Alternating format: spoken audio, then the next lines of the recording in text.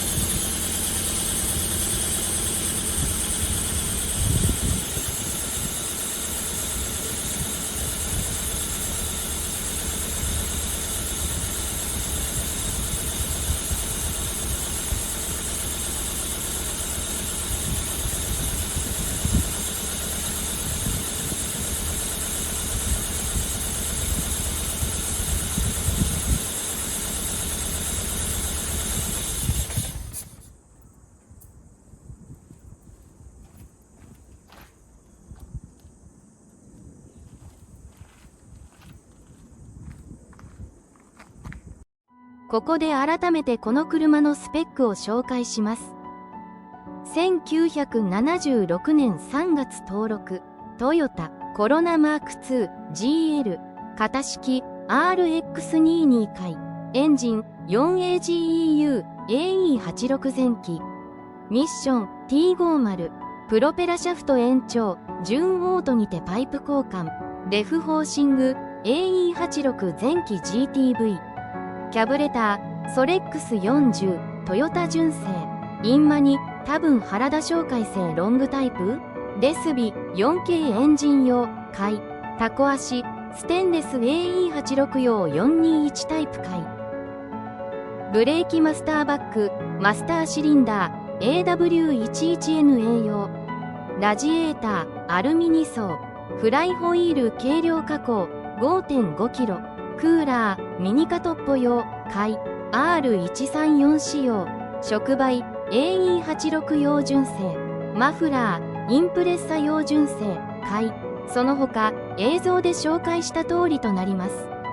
すべて公認済みなので、そのまま車検通ります。映像以外に気になる点、